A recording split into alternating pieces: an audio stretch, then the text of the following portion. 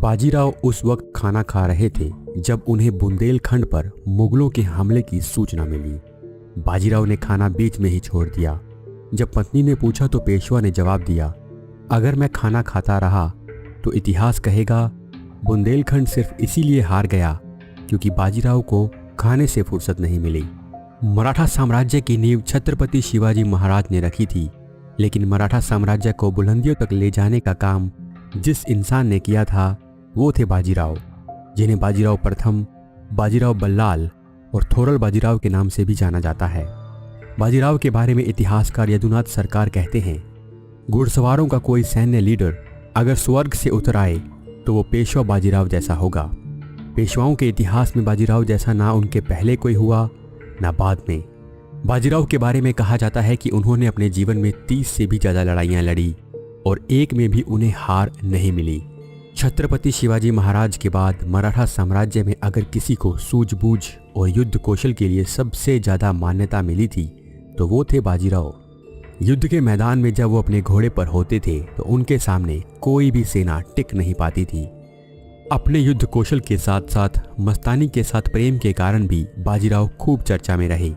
18वीं शताब्दी में सिर्फ 20 सालों में बाजीराव ने जो काम कर दिया था उसे मराठाओं का कोई पेशवा नहीं कर पाया था।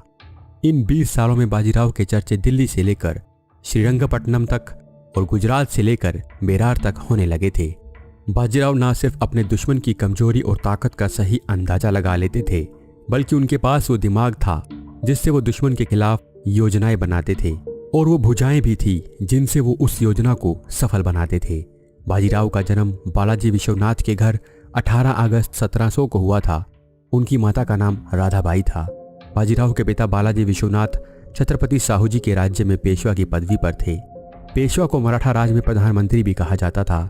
जब उनके पिता बालाजी विश्वनाथ की मृत्यु हुई तो उन्हें 20 वर्ष की छोटी सी आयु में पेशवा के पद पर नियुक्त किया गया।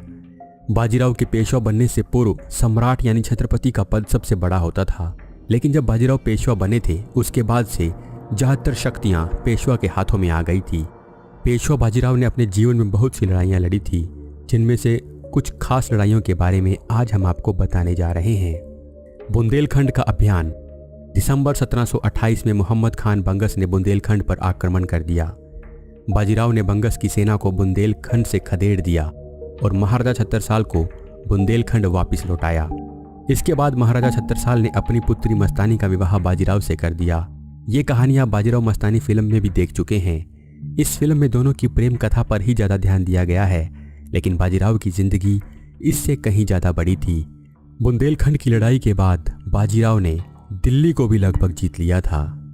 दिल्ली का अभियान। खान दोरां, सादत खान और मोहम्मद खान बंगस आगरा में जमे हुए थे ताकि बाजीराव दिल्ली तक ना पहुंच पाएं। लेकिन एक दिन जब वो तीनों अपने टेंट में बैठे थे तो उन्हें समाचार मिला कि मराठा दिल्ली पहुंच गए हैं। ये खबर सुनकर तीनों चौंक गए क्योंकि दिल्ली जाने का रास्ता आगरा से होकर गुजरता था और उनके वहां रहते मराठा दिल्ली तक नहीं जा सकते थे। लेकिन इन मुगल सेनापतियों के पास ज़्यादा सोचने का समय नहीं था। हालांकि उन्हें लगा कि यह खबर झूठी भी हो सकती है, फिर भी वो दिल्ली की ओर भागे। बाजीराव ने मुगल सेनापतियों को चकमा देकर आगरा के बजाय मेवात के पहाड़ी रास्ते के जरिए दिल्ली की ओर रुख किया था। बाजीराव के पास 50,000 तेज तरार घुड़सवारों की सेना थी, जिसमें तेज रफ्तार घोड़े थे जो बिजली की रफ्तार से दौड़ते थे। बाजीराव की सेना ने 60 किलोमीटर का रास्ता 2 दिन में ही तय कर लिया था और वो भी 50,000 सैनिकों के साथ। अब पेशवा की सेना मुगल बादशाह मोहम्मद शाह के महल से सिर्फ 4 कोस की दूरी पर ताल कटोरा के मैदान में डेरा जमाए हुए थी। बादशाह तक भी खबर पहुंच गई थी कि मराठे उनके इतनी पास आ गए हैं। बाजीराव के लिए दिल्ली पर कब्जा करना अब बहुत आसान था क्योंकि ज्यादातर मुगल सेना आगरा से दिल्ली के रास्ते में थी। बादशाह मोहम्मद शाह को लगा कि मराठे रात में या सुबह हमला कर देंगे, लेकिन बाजीराव ने बादशाह को संधि का प्रस्ताव भेजा। मुगल बादशाह ने बाजीराव को 5 लोगों के साथ महल में आने का न्योता भिजवाया, पर इतिहास में इससे पहले भी छत्रपति शिवाजी महाराज औरंगजेब की कैद में फंस चुके थे।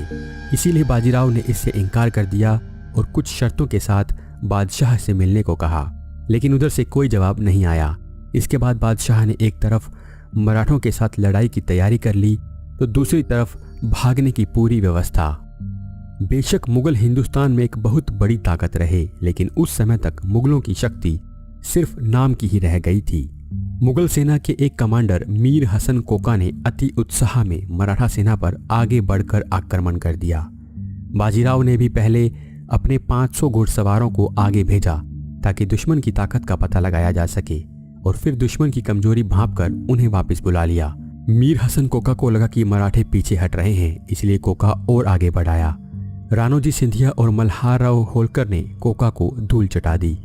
मराठों के लिए अब रास्ता साफ हो चुका था। अब वो महल की सुरक्षा को बहुत हद तक भेज चुके थे।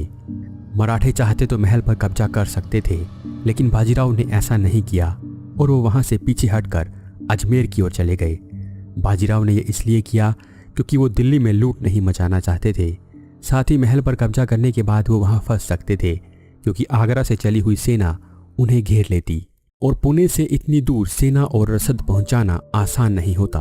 दूसरी तरफ अगर पुणे से सेना बुलाई जाती तो दक्कन में निजाम पुणे पर हमला कर सकता था। इसीलिए बाजीराव ने महल पर कब्जा करने के बजाय अजमेर की ओर रुख किया। बाजीराव ने मुगलों को अपनी ताकत का एहसास करवा दिया था।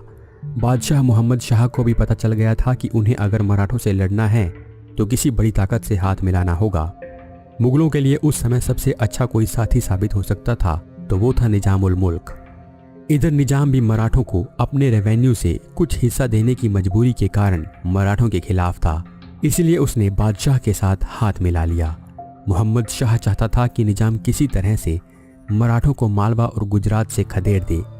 बादशाह ने निजाम को अपनी पूरी ताकत और पैसा दिया और निजाम भी अब मराठों से जंग के लिए तैयार था। निजाम से जंग। बाजीराव से जंग के इरादे से निजाम मालवा की ओर कूच कर चुका था। मराठों ने भी अपनी सेना को इकट्ठा किया और 80,000 घुड़सवारों और पैदल सेना के साथ निजाम से मुकाबले की तैयारी कर ली। निजाम और मराठों का मुकाबला भोपाल में हुआ। निजाम ने भोपाल के किले में अपनी सेना के साथ किलेबंदी कर ली। बाजीराव ने भी किले को चारों तरफ से घेर लिया। मराठों के लिए किले के अंदर जाकर हमला करना संभव नहीं था और ऐसी परिस्थिति में सबसे सही रणनीति यही थी कि किले की सप्लाई लाइन को पूरी तरह से तोड़ दिया जाए। सप्लाई लाइन के बंद होने पर निजाम बुरी तरह फंस गया था। खाने की कमी होने लगी तो निजाम की तरफ से सवाई जयसिंह के बेटे अपनी सेना के साथ किले से बाहर आकर मराठों से लड़ने लगे, लेकिन मराठों के हाथों उसे हार का सामना करना पड़ा। निजाम की मदद के लिए अवध से सदत खान का बेटा सफदरजंग आगे बढ़ा तो उसे होलकर ने रास्ते में ही रोक दिया। इसके बाद जब निजाम का बेटा नासिर जंग निजाम की मदद के लिए हैदराबाद से चला तो उसे बाजीराव के भाई चीमाजी ने ताप्ती नदी से पहले रोक दिया। निजाम इतनी बड़ी सेना और मजबूत आर्टिलरी होने के बाद भी जाल में फंस चुका था।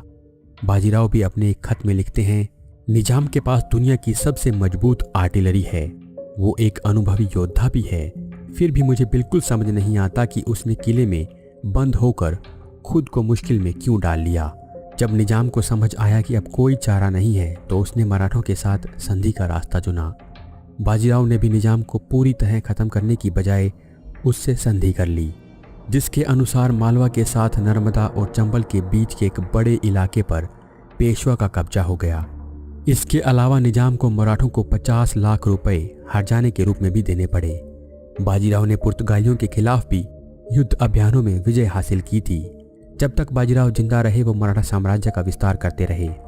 हालांकि इतिहासकारों का मानना है कि उन्हें उत्तर में अपने अभियान छेड़ने से पहले दक्कन में अपनी स्थिति को मजबूत करना चाहिए था। 28 अप्रैल 1740 को 39 वर्ष की आयु में दिल का दौरा पड़ने की वजह से बाजीराव की मृत्यु हो गई। तो दोस्तों, ये थी बाजीराव की पूरी कहानी। अगर आपको वीडियो पसंद है तो वीडियो को लाइक और शेयर जरूर करें। धन्यवाद।